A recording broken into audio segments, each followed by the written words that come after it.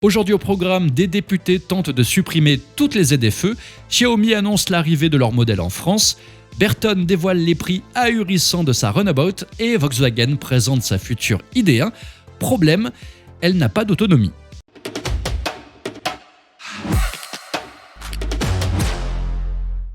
Parlons d'un sujet qui fâche, les zones à faible émission, les fameuses ZFE. Un concept brillant sur le papier, si on vivait tous dans une utopie où les gens pouvaient claquer 40 000 € dans une voiture électrique en claquant des doigts. Mais voilà, la réalité, c'est autre chose. Résultat, 35 députés, probablement agacés, ont déposé une proposition de loi pour suspendre ces fameuses ZFE pendant 5 ans. Et franchement, ils n'ont pas tort. Parce que ce bazar ressemble de plus en plus à une partie de Uno où tout le monde se met à jouer des cartes plus 4 en hurlant leurs propres règles. Depuis le 1er janvier 2025, 42 métropoles françaises sont censées imposer ces zones où seuls les véhicules récents peuvent circuler.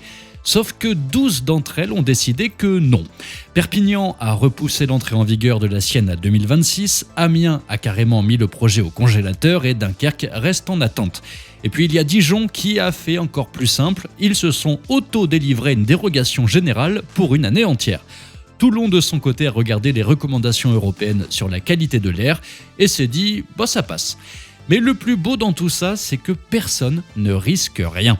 La loi de 2021 impose des ZFE, certes, mais elle ne prévoit aucune sanction pour ceux qui ne jouent pas le jeu. C'est comme si on obligeait les automobilistes à respecter la limitation de vitesse, mais sans radar ni flic pour vérifier. Mieux encore, certaines villes ont officiellement été exemptées par l'État. Limoges, Orléans, Le Mans et Saint-Nazaire ont trouvé la faille, prouvé que leur air est plus propre qu'une salle blanche de laboratoire sur les 3 dernières années. Résultat, elles sont libres de faire ce qu'elles veulent. Et justement, c'est l'argument principal des députés réfractaires. La qualité de l'air s'est déjà améliorée de 60% pour les oxydes d'azote et de 53% pour les particules fines depuis 20 ans. Alors pourquoi embêter les gens maintenant ? Surtout que ces ZFE, dans leur grande sagesse bureaucratique, sont devenus un enfer à comprendre. À Paris, on distribue des passes journaliers. À Reims et Rennes, les véhicules critères 4 et plus ont droit à 52 jours de liberté par an. Ajoutez à ça les travailleurs de nuit, les petits rouleurs, les voitures de collection et on se retrouve avec un système où la seule catégorie des gens réellement interdits, c'est ceux qui ont juste une vieille voiture parce qu'ils n'ont pas eu les moyens d'en changer depuis 15 ans et qu'ils en ont besoin pour aller travailler. Face à cette absurdité, les députés veulent prendre exemple sur l'Allemagne qui a supprimé des dizaines de ZFE et pousser leur projet à l'Assemblée nationale. Bref, la saga des ZFE, c'est un peu comme un couple libertin, beaucoup de bruit, des réglementations qui changent en permanence et une fin où tout le monde fait ce qu'il veut. Parlons maintenant de Xiaomi, qui est un peu comme cette personne qui un jour décide de s'inscrire à une course de Formule 1 après avoir juste gagné quelques parties de Mario Kart, sauf que contre toute attente, ça marche. Leur voiture électrique cartonne en Chine et maintenant ils veulent conquérir le reste du monde, dont la France en 2027. En effet, le marché chinois est devenu une arène de gladiateurs où tous les constructeurs se battent à coups de rabais, de bonus et de promesses de batteries révolutionnaires.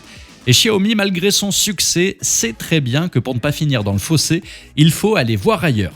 Parce que si rester en Chine, c'est bien, faire partie des 10 plus gros constructeurs mondiaux en moins de 10 ans, c'est mieux. Jusqu'ici, le constructeur jouait les mystérieux sur son plan d'attaque, mais cette fois son président a tranché. En 2027, Xiaomi débarque chez nous. Et histoire de bien marquer le coup, il a choisi le MWC de Barcelone pour balancer la nouvelle. Alors qu'est-ce qui nous attend ? Eh bien d'abord les modèles SU7 et YQ7 qui font déjà sensation en Chine et dans la presse mondiale. La berline à 28 000 €, le SUV à 35 000 €, sauf qu'évidemment, une fois passé par la case Europe, ces prix risquent de prendre l'ascenseur. Attendons-nous plutôt à une fourchette comprise entre 40 et 60 000 € chez nous. Plusieurs nouveaux modèles sont attendus, peut-être un plus compact ou un break SU7. Mais vu l'ambition de Xiaomi, il ne serait pas étonnant de les voir s'intégrer au top 3 des constructeurs d'électriques aux côtés de Tesla et BYD. Dites-moi ce que vous en pensez dans les commentaires. Maintenant, si vous avez 350 000 € qui traînent et une envie irrépressible de conduire un morceau d'histoire automobile réinventé, Bertone a peut-être ce qu'il vous faut. La Runabout, une réinterprétation ultra limitée, avec 25 exemplaires seulement, d'un concept mythique des années 60. Derrière ce nom, un hommage à l'Auto Bianchi A112 Runabout, un concept signé par Marcello Gandini en 1969, qui a ensuite donné naissance à la Fiat X19. Et Bertone ne fait pas les choses à moitié, le design d'origine est respecté, mais avec une touche de modernité, des lignes tranchantes, des phares escamotables et une philosophie héritée des bateaux de course de l'époque. Il y a deux versions pour deux philosophies différentes, la Runabout Barchetta pour ceux qui veulent sentir le vent et les insectes en pleine face, et la Runabout Targa un peu plus sage avec un pare-brise complet et un toit amovible pour plus de polyvalence.